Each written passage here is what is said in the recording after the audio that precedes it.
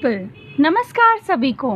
आज हम बात करने वाले हैं एक ऐसी जॉब वैकेंसी के लिए जो गवर्नमेंट ने रिसेंटली अपनी वेबसाइट पर रिलीज़ की है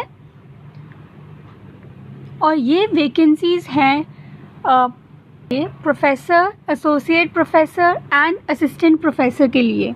तो देखेंगे कि ये वैकेंसीज़ की क्या है, सारी डिटेल्स, कैसे अप्लाई करना है, कब तक करना है। बट उससे पहले do subscribe to my channel Avabhashita learning, ताकि आप कोई भी आगे जो भी रीसेंट जॉब अपडेट्स आएँ उन्हें मिस ना कर दें। Okay, so this vacancy is from Indira Gandhi national tribal university.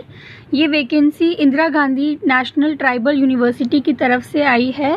15 तारीख को ये रिलीज़ की गई है, 15 जुलाई को, और 15 जुलाई से ही ऑनलाइन एप्लीकेशन स्टार्ट हो चुके हैं और लास्ट डेट अप्लाई करने की है 14 अगस्त।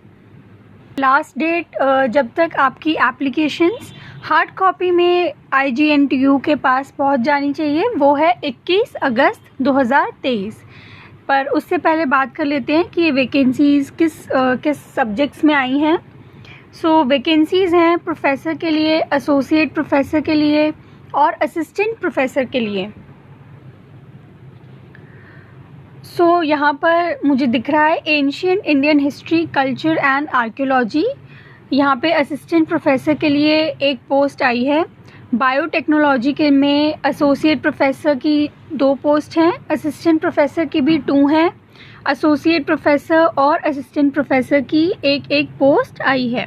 यहाँ पर बिजनेस मैनेजमेंट के लिए भी है, केमिस्ट्री के लिए है, कॉमर्स के लिए है, कंप्यूटर साइंस के लिए है, इकोनॉमिक्स, एजुकेशन डिपार्टमेंट में भी मैथमेटिक्स, हिस्ट्री, साइकोलॉजी और इंग्लिश के लिए। एजुकेशन डिपार्टमेंट में इन सब सब्जेक्ट्स के लिए प्रोफेसर, असिस्टेंट प्रोफेसर की वैकेंसीज आई।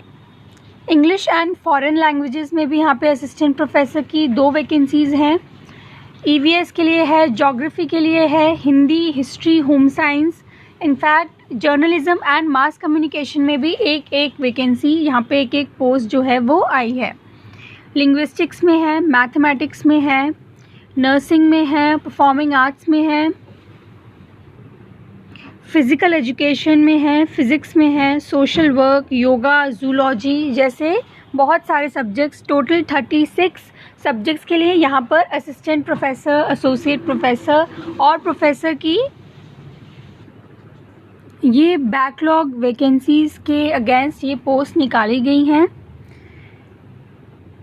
लेकिन फिर भी आपको मैं वो रीज़न्स बताऊंगी जिसके लिए आपको यहाँ पर ज़रूर अप्लाई करना चाहिए।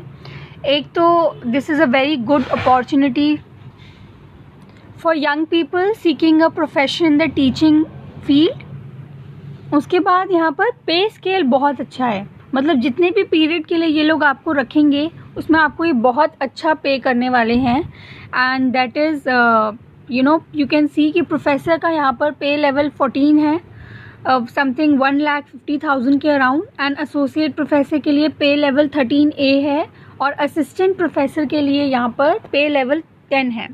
सो you should definitely go for this if you are eligible for the post. और एलिजिबिलिटी डिटेल्स हम अभी डिस्कस कर लेते हैं। हर सब्जेक्ट के लिए डिफरेंट एलिजिबिलिटी कंडीशंस हैं, so let's see them.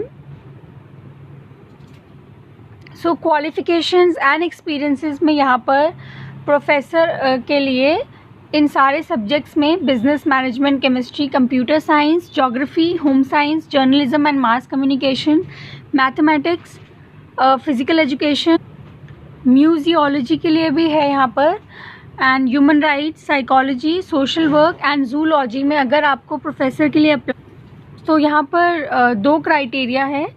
The first one is कि या तो आपके पास PhD हो उसी सब्जेक्ट में जिसके लिए आप अप्लाई कर रहे हैं, और उसके साथ साथ आपके कम से कम 10 रिसर्च पब्लिकेशंस हो, पीयर रिव्यूड या फिर UGC लिस्टेड जर्नल्स में,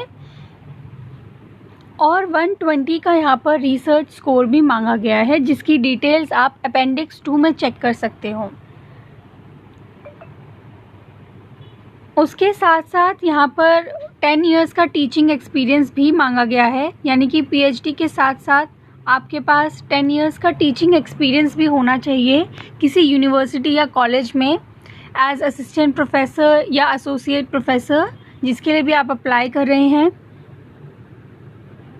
या फिर आपके पास उतना ही 10 इयर्स का ही रिसर्च एक्सपीरियंस होना चाहिए। अगर ये नहीं है तो इसके अलावा आप एक प्रोफेशनल है, आपके पास पीएचडी डिग्री है उस डिसिप्लिन में, उस सब्जेक्ट में, उसके साथ साथ आपने अपने एरिया ऑफ स्टडी में काफ़ी कुछ किया हुआ है, पब्लिश आपका काफ़ी सारा वर्क है, जिसके लिए आप एविडेंस यानी कि कुछ सर्टिफिकेट्स या जो भी आप शो कर सकते हो, वो अगर आपके पास है तो भी आप अप्लाई कर सकते हो for the post of professor. अब ये बहुत ही ज़्यादा अच्छी बात है कि यहाँ पे डिपार्टमेंट ऑफ एजुकेशन में अगर आपको प्रोफेसर के लिए अप्लाई करना है तो इतने हार्ड एंड फास्ट रूल वाली यहाँ पर एलिजिबिलिटी नहीं है। देख लेते हैं क्या है यहाँ पर आपके पास। अगर आपको डिपार्टमेंट ऑफ एजुकेशन में आपको प्रोफेसर के लिए अप्लाई करना है तो आपके पास एमए होना चाहिए उस डिसिप्लिन में, आर्ट्स में, सोशल साइंस में, साइंस में या कॉमर्स में, और उसके साथ साथ आपके पास एमएड हो, यानी कि आपने मास्टर्स इन एजुकेशन कर रखा हो, और दोनों ही में आपके पास 55% मार्क्स मिनिमम होने चाहिए। अगर आपके पास एमएड नहीं है, अगर आपने एमएड नहीं किया हुआ है, तो भी अगर आपने बीएड के साथ एमए इन एजुकेशन कर रखा है उसके, और उसमें भी आपने हर डिग्री में अगर आपके 55% मार्क्स, 55% मार्क्स कम से कम हैं, तो भी आप डिपार्टमेंट ऑफ एजुकेशन में अप्लाई कर सकते हैं।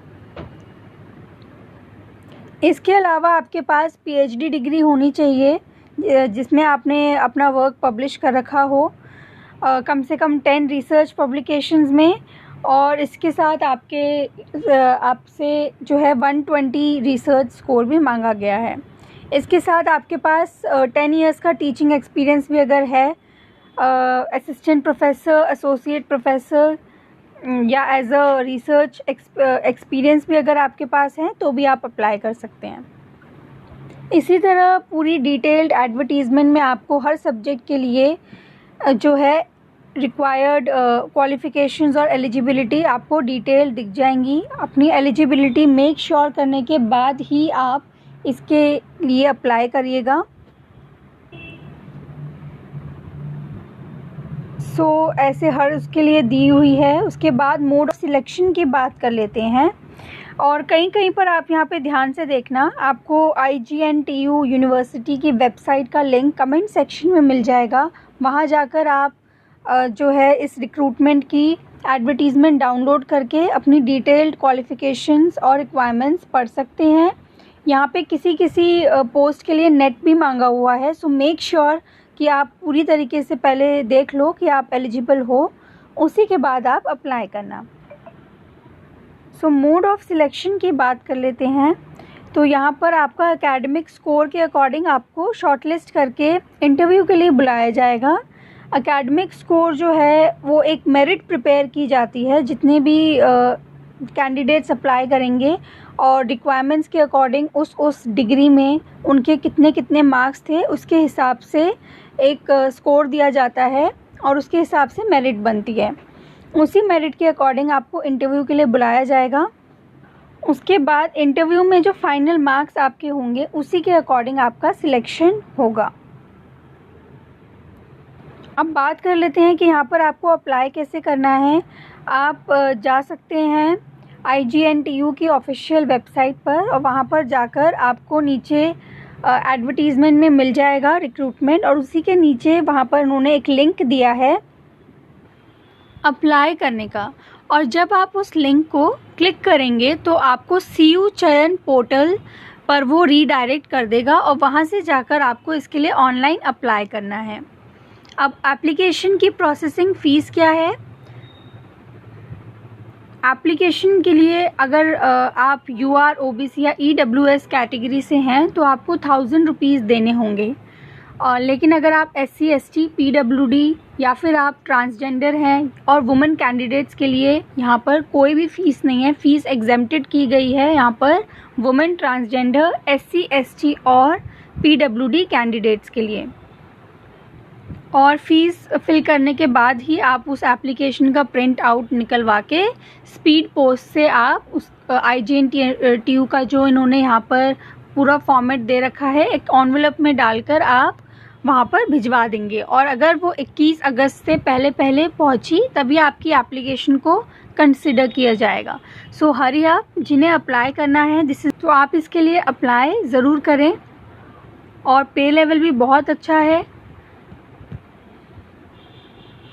सो आज के लिए बस इतना ही। आगे जो भी लेटेस्ट जॉब अपडेट्स आएंगी मैं अपने चैनल पर ज़रूर पोस्ट करूँगी। तो please do like, share and subscribe to my channel ताकि आप कोई भी लेटेस्ट जॉब अपडेट को मिस ना करें।